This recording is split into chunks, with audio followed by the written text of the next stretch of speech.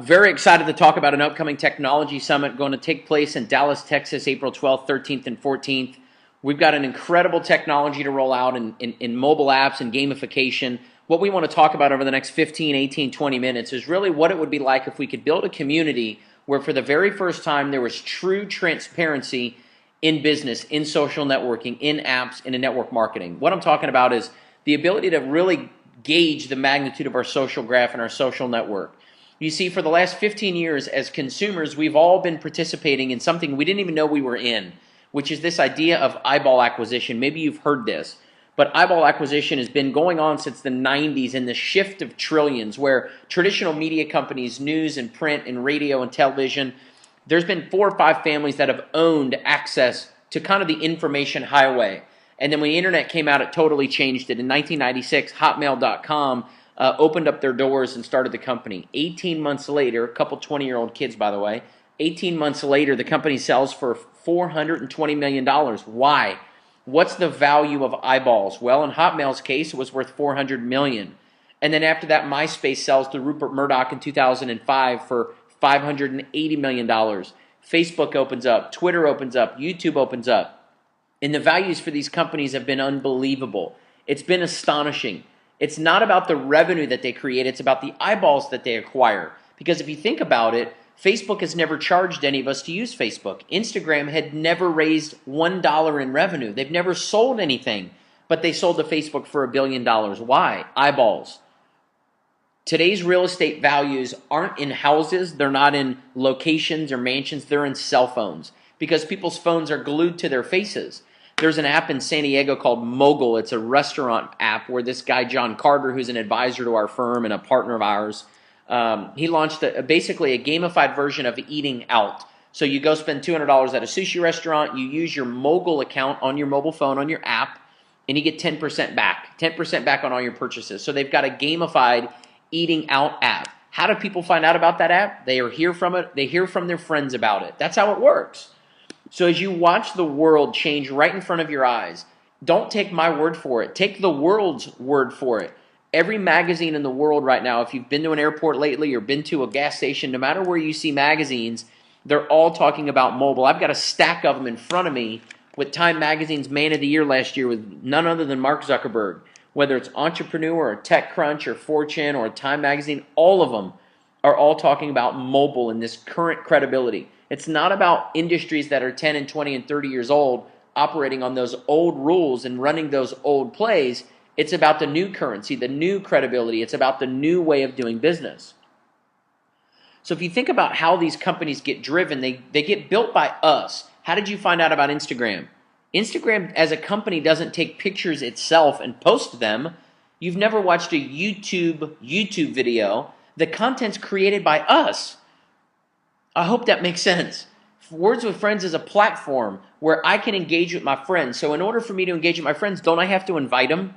So naturally, the gamified behavior in all these apps and all these games and all these social networks inherently built in is for us to want to connect with our peers, us to want to connect with our friends. So how do we connect with them? If they're not on Instagram, if they're not on Pinterest, if they're not a YouTube fan, if they're not on Instagram, we have to invite them. Most of them, when they get started, Pinterest was for sure, Facebook was, Gmail was, invitation only. Heck, at Facebook, you had to have a specific email address to even get an invitation. You had to have a Harvard.edu email address to even get in their deal.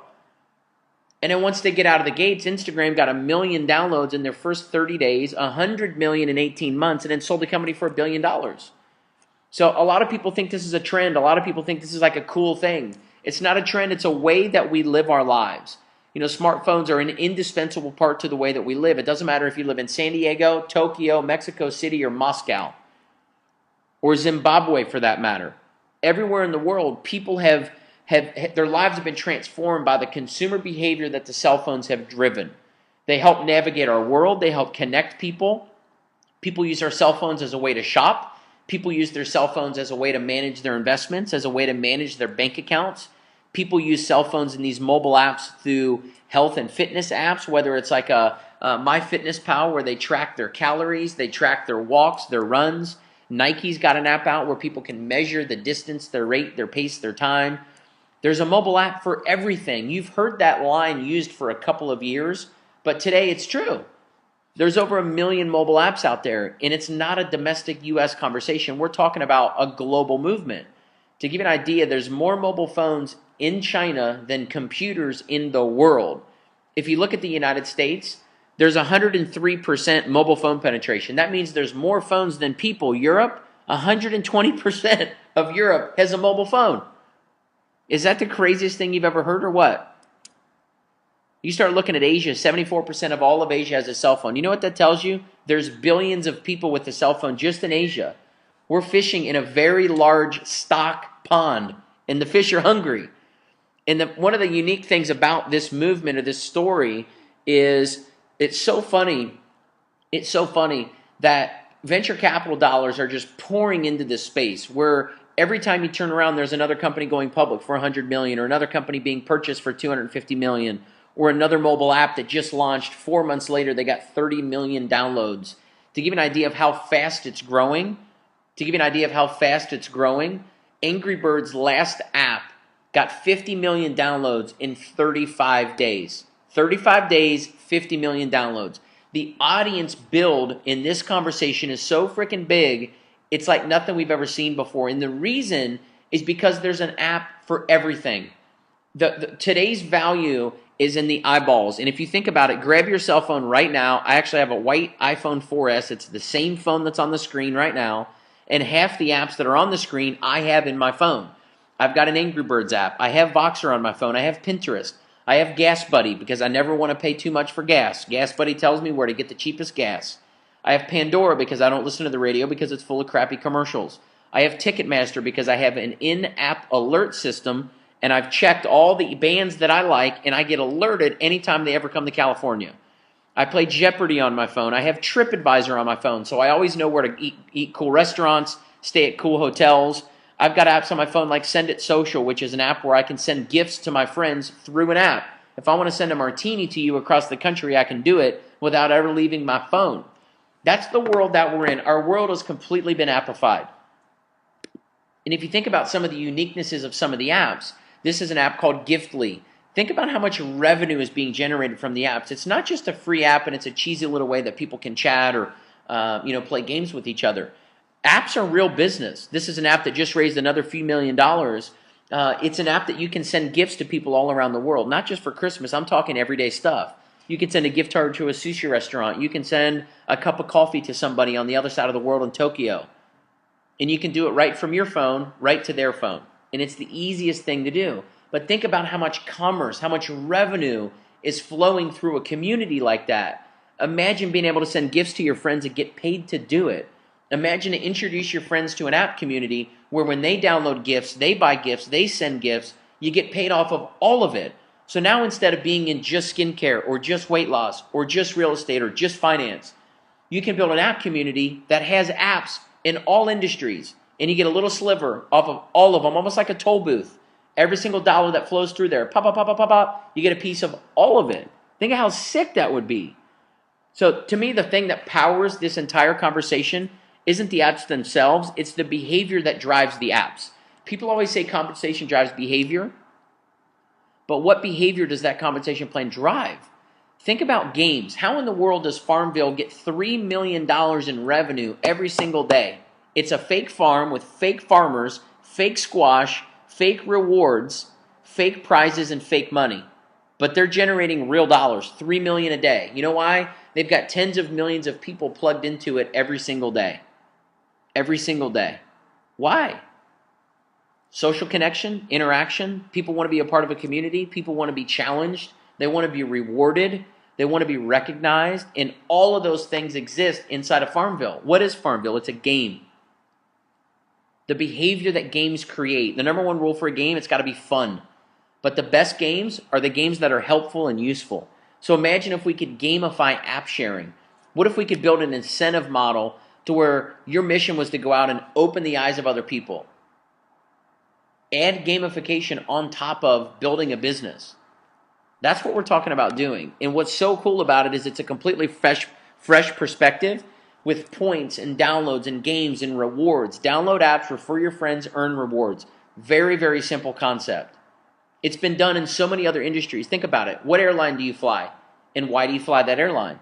Do you have points? Do you get miles? How about your credit card? What about the credit card commercials on television all the time that if you use this credit card, you get 5% back, 5% cash back on your credit card?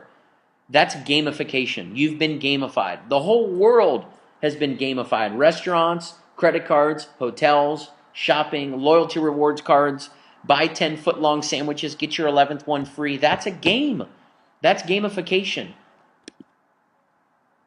So what's so strong about a group of people collectively with collaboration in a transparent world, one person can change the world. The power of one to change many. And it only starts with one person. That's how Facebook started. One guy, Mark Zuckerberg, told his 4 roommates.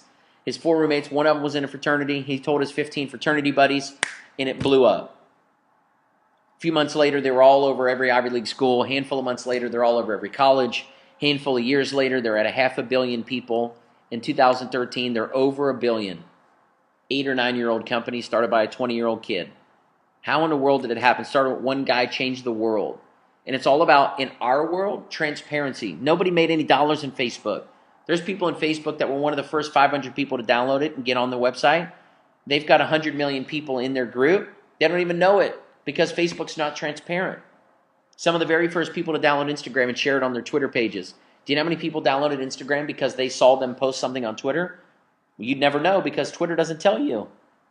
You have no idea. Instagram doesn't tell you. You know how many people that you've introduced to LinkedIn have told other people?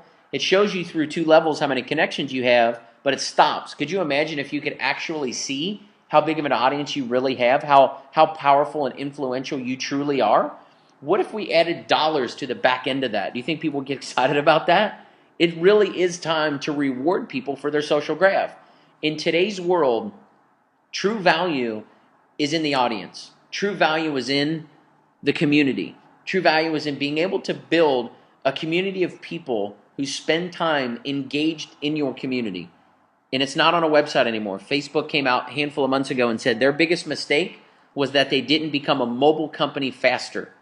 They launched the domestic US as a website in 2004. Mobile apps didn't even come out until 2009. That's when the App Store came out.